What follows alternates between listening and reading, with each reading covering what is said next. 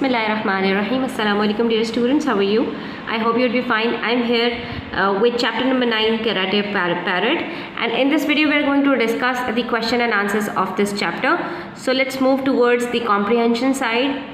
Here we have a set of 8 questions from part A to H. These are some random questions, and then part I, a bit difficult question. We are going to discuss all these questions in detail. So hold a pencil in your hands and watch the video till the end. And yes, video को like कर दीजिएगा, share कर दीजिएगा, channel को अगर subscribe नहीं किया है तो अभी तक कर लीजिए, ठीक है। क्वेश्चन नंबर 1 से स्टार्ट करते हैं। Part A says, how do we know that the three friends often met at the cafe. How do we know, हमें कैसे पता, कौन सा फ्रेज, कौन सी लाइन बता रही है कि the three friends often met at the cafe, ये तीन दोस्त अक्सर कैफ़े पर मिला करते थे, हमें कैसे पता। तो हम क्वेश्चन के जो आंसर स्टार्ट करेंगे वो क्वेश्चन से ही स्टार्ट करेंगे। We know that the three friends often met at the cafe through the statements. उसके बाद हम वो स्टेटमेंट्स यहाँ पर लिख देंगे जिनसे हमें पता चलता है कि वो तीनों दोस्त मिला करते थे। Like Adil and Baba were sitting in the usual seats by the window overlooking the street. और Sameer says, especially when I am here most of the time with you too। तो इस तरह के स्टेटमेंट से हमें पता चल रहा है कि ये तीनों दोस्त कैफ़े में अक्सर मिला करते थे। Part B, who showed an interest in Samir's foot। who refers to person, ठीक है, किसने इंटरेस्ट शो किया समीर के पाँव में। So you'll find the answer on page number 97. The waiter arrived with a steaming cup of espresso and placed it on the table in front of Samir. He looked curiously at Samir's foot, which was in a plaster. तो हम क्या कहेंगे कि समीर के पाँव को किसने देखा था। सिंपल है, the waiter, ठीक है। Part C. What was the main reason Sarah wanted to keep a pet? Now we have to find out the main reason of keeping a pet by Sarah. तो जहाँ पे समीर की story start होती है वहीं पर इसका आंसर है। Sarah has always wanted a pet. She has begged me for months to get a dog or a cat to keep her company. But the problem is we live in a flat. I have always felt it is not fair. ठीक है, तो यहाँ पर उसका reason क्या है, to keep her company। और आगे मज़ीद बताया, page 98 first paragraph, she felt she had to have some sort of pet around.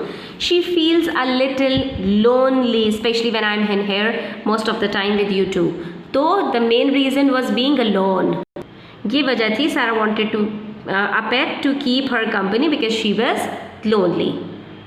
Part D, where did Sarah go to purchase a pet? Now we have to find out the place where, कहाँ गई थी वो। तो definitely वो किसी पेट shop गई होगी, but here we have the complete address. Sarah agreed with me in the end, but last week she went along the pet shop on the corner of GT Road and Flowers Street. You know the place beside the milk depot. तो exactly यही answer हमने question number 1 part D में लिख देना है, ठीक है। Part E, how did the assistant demonstrate the parrots skill. ठीक है, डेमोन्स्ट्रेट मीन्स कैसे एक्सप्लेन की उसने, किस तरह से उसने उसकी स्किल्स को शो किया असिस्टेंट ने। Here is the answer on page number 98. Anyway, the assistant said he would demonstrate what the parrot could do. ठीक है, यहाँ से उसकी डेमोन्स्ट्रेशन स्टार्ट होती है। उसके बाद इस पूरे पैराग्राफ के अंदर यही बात है कि उसने किस तरह से डेमोन्स्ट्रेट किया। इसको हम अपने वर्ड्स में लिखेंगे क्योंकि यहाँ पर जो है वो पूरी एक्सप्लेनेशन चल रही है जिसके अंदर बहुत सारी डिटेल्ड चीज़ें हैं और हमें पूरे आंसर की यहाँ से लेके यहाँ तक लिखने की ज़रूरत नहीं है, ठीक है। प्रिसाइज आंसर होना चाहिए हमारा। We are going to write it as the assistant demonstrated the parrot's skill by placing an old chair in the middle of the shop, letting the parrot out of its cage and saying in a loud voice, "Parrot, karate chair." ठीक है, उसने उसको अपने cage से बाहर निकाला, एक chair रखी बीच में और ज़ोर से आवाज़ लगाई, पैरट कराटे करो चेयर के साथ। The next question, part F, how did Sarah test the parrot's ability? सारा ने कैसे टेस्ट की कि पैरट के अंदर क्या खूबी है।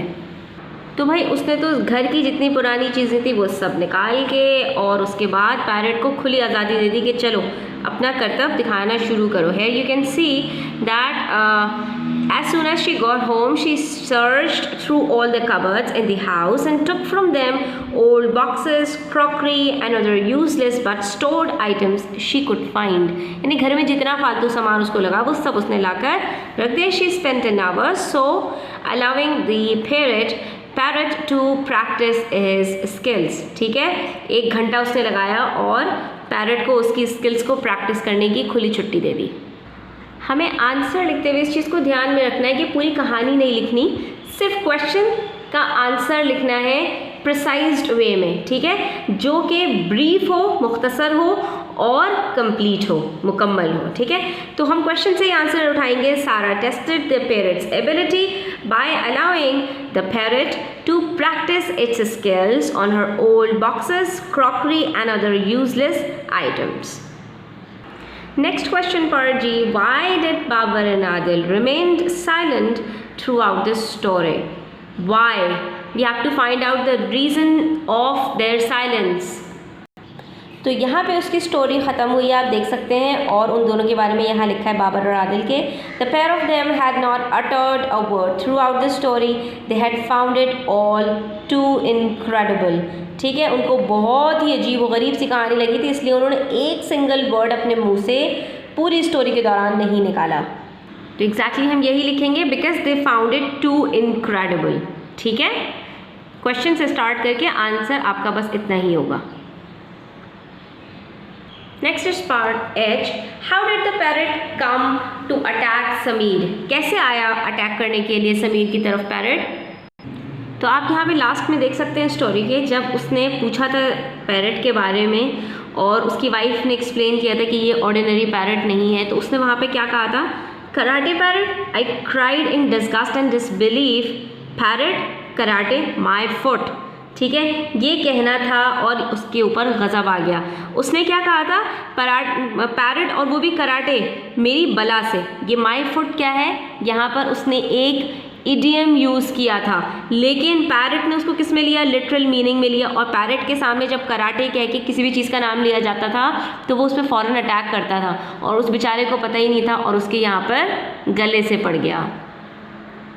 So we'll write, when Sameer heard about the parrot, that it was a karate parrot, he expressed his disbelief by saying, "Parrot, karate, my foot." The parrot immediately attacked his foot. जो उसने ये कह दिया ना my foot, ये तो उसने idiom बोला था, लेकिन पैरट ने उसको असली में समझ लिया और वहीं पर उसकी शामत आ गई. Next we have part I. It's a bit difficult question. What was Sameer's view about keeping pets? Sameer का क्या व्यू था पेट्स को रखने के बारे में? Do you agree with this view? और क्या आप अग्री करते हैं उसके व्यू से, जो उसका ख्याल था पेट्स को रखने के बारे में? तो यहाँ पर ये स्टूडेंट्स आपके ओपिनियन पर है कि पहले तो आपको ये बताना है कि समीर का क्या व्यू था. तो समीर का व्यू आपको वहीं पे मिल जाएगा जहाँ समीर ने स्टोरी शुरू की, जिसमें उसने बताया she has begged me for months to get a dog और cat to keep her company. वो काफ़ी अरसे से मिन्नतें कर रही थी मुझसे सारा.